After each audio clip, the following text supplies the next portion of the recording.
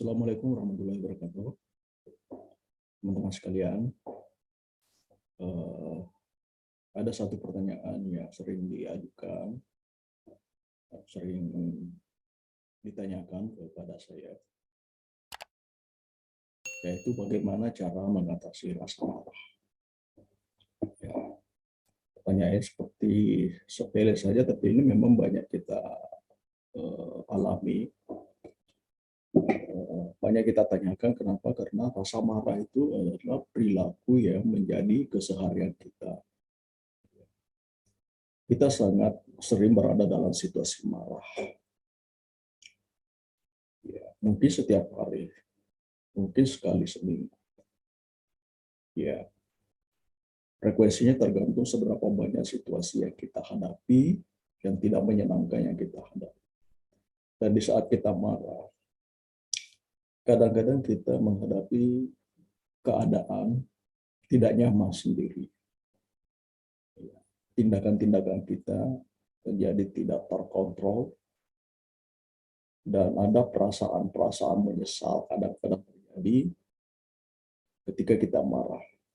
Di sisi lain, kita kadang melihat orang, dia sangat tenang menghadapi situasi yang sama kita hadapi. Di saat kita biasa marah menghadapi situasi itu, dia tidak. Nah, itu berarti dia memiliki sesuatu.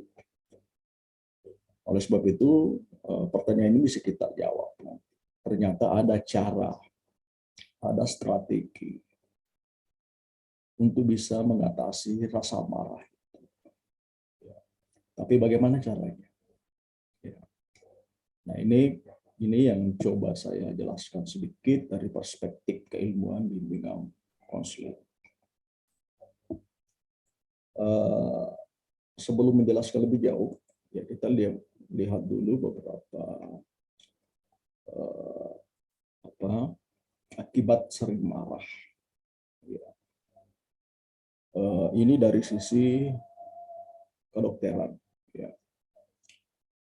Saya baca di artikel yang ditulis di Allo Dokter. Ya.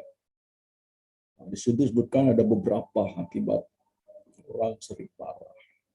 Pertama, risiko jantung. Rupanya suka marah itu berisiko terhadap jantung. Ya, kenapa? Karena ketika kita marah itu bisa memicu perubahan fisiologis, ya, yang menyebabkan, yang mempengaruhi darah kita. Ya, kenapa? Karena kita marah itu pasti ada tekan akan berpengaruh terhadap irama jantung kita, dan itu meningkatkan risiko serangan jantung. Yang kedua, bisa kena stroke. Ya. Kondisi ini terjadi akibat bekuan darah ke otak, ya, atau perdarahan di otak naik menjadi lebih tinggi setelah tekanan darah. Jadi ledakan marah itu bisa memicu tekanan saluran darah ke otak itu menjadi tersalur sedikit, bisa kena stroke. Ya. Ketiga, merusak paru-paru. Ya. Ini satu hasil penelitian ya di Universitas Harvard terhadap 470 pria selama 8 tahun ini hasil penelitiannya. Pria yang keseringan marah itu memiliki kapasitas paru-paru yang memburuk, ya, serta signifikan meningkatkan risiko mereka mengalami masalah pernapasan. Itu akibat marah. Ya, kalau marah kan biasa kita tersengal-sengal, sedemikian marahnya kita tersengal-sengal. Nah, kalau itu sering terjadi, maka dia bisa merusak paru-paru dan juga sistem kekebalan tubuh. Ya.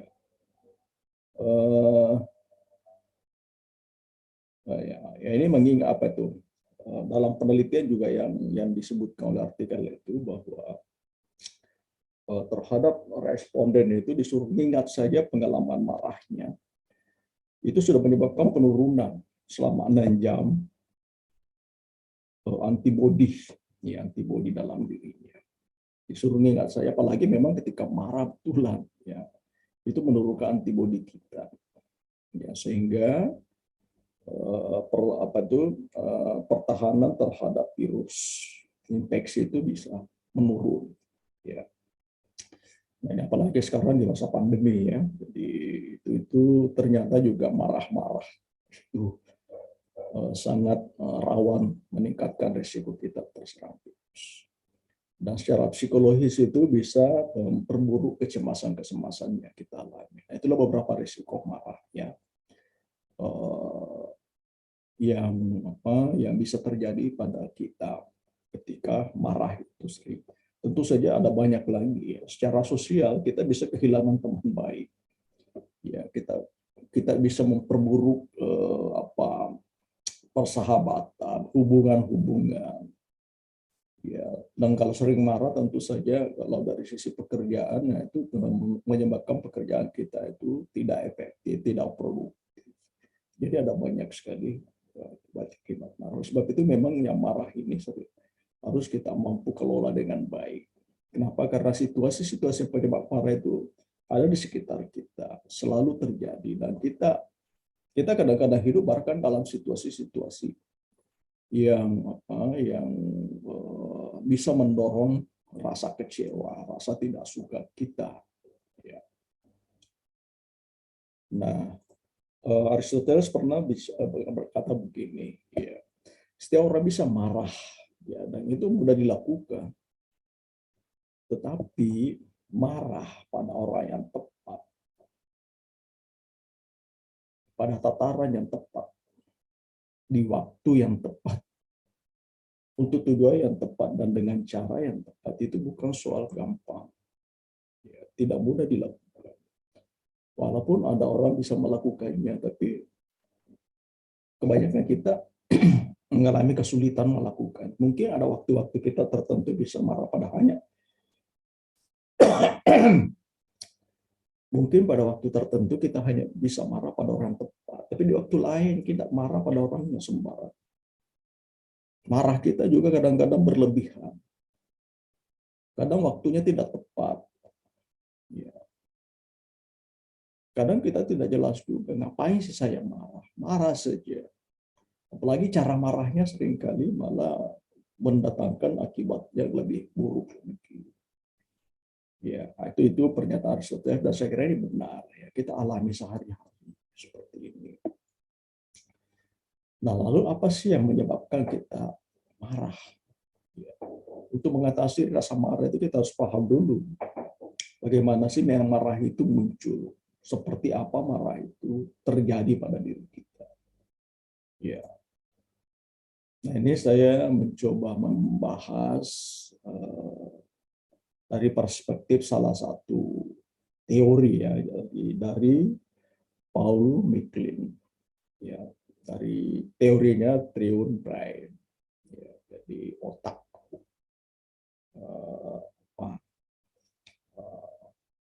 Otak kita ada banyak, ya, tapi ada tiga elemen, ada tiga unsur, ada tiga bagian dari otak itu yang oleh MacLean ini dicurigai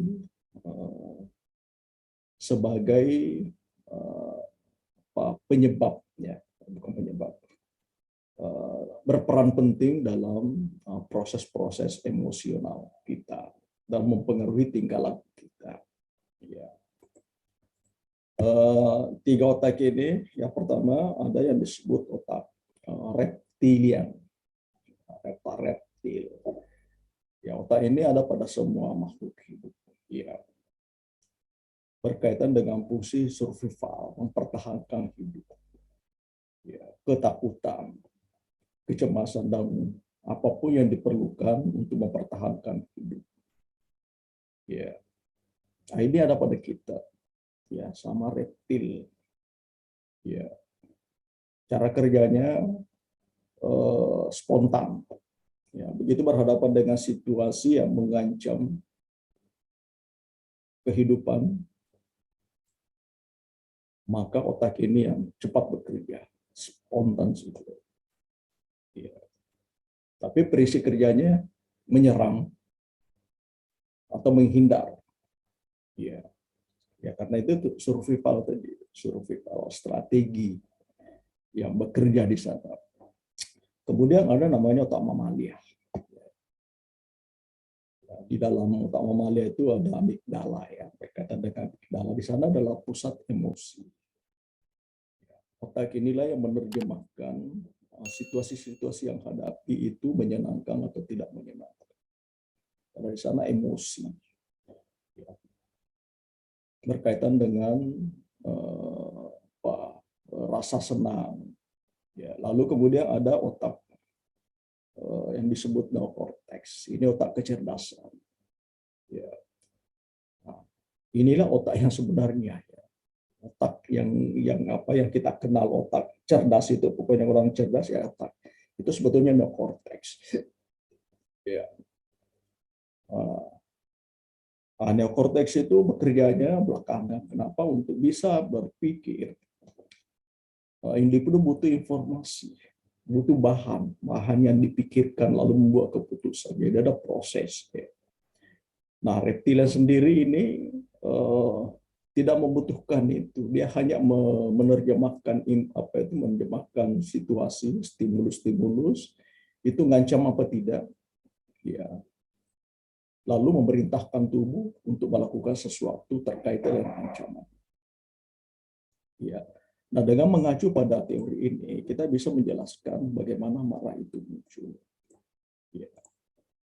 Kalau ada stimulus, ya, nah, stimulus itu lalu kemudian berhadapan dengan amigdala. Amigdala yang menerjemahkan stimulus. Stimulus itu memberi kode. Ya. Nah, ini baik-baik saja, positif. Maka lari ke neokorteks. Ya. Otak reptilian itu tidak perlu aktif. Ya. Karena kalau otak reptilian nanti aktif itu kalau stimulus itu ada mengandung ancaman. Ya. Mengandung ancaman. Neokorteks berpikir apa yang terjadi. Oh iya, ini yang terjadi, ini yang harus dilakukan. Tindakan-tindakan dipilih berdasarkan penalaran otak, logika-logika yang bicara di sana. Ya. Nah, kalau ini yang selalu muncul, maka sebetulnya kita itu akan terhindar dari pilihan-pilihan tindakan yang keliru. Ya, cuma masalahnya tadi adalah banyak stimulus yang dikodekan sebagai kode-kode yang mengancam. Nah, manusia itu sangat rawan sebetulnya itu menghadapi stimulus-stimulus dengan kode-kode ancaman negatif. Ya, karena sumber ancaman manusia itu jauh lebih bervariasi, jauh lebih beragam dibanding misalnya makhluk lain. Nah, ini akibat dengan otak juga sebetulnya ya. Ya, kenapa? Karena manusia itu memiliki sistem simpul pemandang terhadap satu situasi, bukan hanya yang konkret. Ya, kalau misalnya ancaman-ancaman bagi binatang, ya, bagi makhluk-makhluk binatang misalnya itu biasanya hanya fisik, ya, umumnya fisik saja. Jadi keterancaman mereka itu berkaitan dengan fisik. Ya, jadi misalnya tidak makan, diambil makanannya, diganggu anaknya, diganggu kehidupannya, ayam, kucing, anjing, ya, dan macam-macam binatang itu, nah, itu bereaksi. Ya. Tapi manusia bisa bereaksi lebih dari sekedar terancam fisik. Ya, karena ada ancaman-ancaman yang abstrak. Ya. Kenapa? Karena yang tadinya fisik disimbolkan, lalu kemudian disimpan dalam memori. Memori kita lah yang menyimpan beberapa kode-kode tentang suatu peristiwa sebagai sebagai sesuatu yang mengandung ancaman, yaitu ancaman eksistensial. Ya, sebenarnya kalau binatang itu ya mungkin kalau ancamannya lama, itu sudah tidak diingat, tapi kita masih bisa mengingat situasi seperti ini, stimulus seperti ini, berdasarkan pengalaman, mengandung ancaman. Ya. Jadi ingatan, pertama memori, yang kedua simbol-simbol. Ya, misalnya ya, kita ini tangan kita. Ini netral sebetulnya. Tapi kita memaknai dengan mengangkat jari anak jari misalnya, ya itu bisa simbolkan sebagai memandang enteng. Memandang enteng itu disimbolkan sebagai mengancam eksistensi, mengancam harga diri. Ya, jadi ancaman-ancamannya bisa lebih banyak. Ya. Karena ada banyak hal yang kata-kata tertentu saja. Ya, hanya manusia yang marah dengan kata-kata berbeda. Ya. Terungkapkan kata-kata tertentu, lalu kemudian dimaknai sebagai keterancaman eksistensi diri, maka kita akan bereaksi. Ya, amigdala akan nyala lagi. Jadi amigdala itu mudah sekali menyala ya. Kenapa? Karena ada banyak situasi-situasi yang diterjemahkan sebagai sumber ancaman, baik ancaman fisik maupun ancaman non fisik, terutama non fisik ya. Oleh sebab itu kalau kita bicara tentang menurut teori ini, ya marah itu ada kaitannya dengan kerja otak reptil kita. Ya, otak reptil kita itu bekerja itu ada kaitannya juga dengan pemaknaan terhadap stimulus. Seberapa mengancam si stimulus itu. Nah, dengan memahami ini sebetulnya kita nanti akan bisa bicara bagaimana cara mengelola marah. Ya. Yang mungkin reptilnya tidak, tapi nanti akan kita coba lihat. Supaya otak reptil kita tidak banyak kerjanya. Tidak selalu bekerja setiap ada stimulus, apa yang harus kita lakukan. Atau kalau dia bekerja, bagaimana harus melakukan sesuatu supaya ekspresi pilihan-pilihan tindakan akibat perintah-perintah menjaga harga diri, menjaga survival, menjaga diri dari keterancaman, itu bisa lebih efektif dibanding sebelumnya. Nah, itulah yang barangkali memang menarik untuk kita kaji. Baik, ya dengan demikian kita memahami dulu ya bahwa marah itu respon, reaksi kita terhadap situasi tidak menyenangkan. Jadi ya kita biasanya pasti ada situasi ya. Tidak mungkin kita tiba-tiba marah begitu saja tanpa situasi. Ada situasi tidak menyenangkan. Situasi tidak menyenangkan itu bisa macam-macam. Bisa kondisi yang nyata kita alami, bisa karena kita pikirkan. Sebenarnya situasinya belum terjadi, tapi besok. Ya, atau ada informasi bahwa akan terjadi begini, Anda akan didatangi oleh seseorang, lalu tiba-tiba muncul marah. Atau situasinya hanya mendengarkan pernyataan orang. Situasi itu kita tidak hadapi. Jadi bisa tidak langsung, tapi menimbulkan marah. Nah, marah itu sebetulnya reaksi instingtif, naluri itu marah. Ya. Tapi cara kita mengungkapkan kemarahan itu bisa dipelajari. Nah, inilah yang akan kita coba. Ya. Karena itu hasil belajar. Ya. Kita bereaksi dengan cara tertentu karena kita lihat orang begitu, dia biasa bereaksi terhadap itu. Ya. Nah, lalu bagaimana kalau begitu? Apa yang harus kita lakukan mengatasi marah?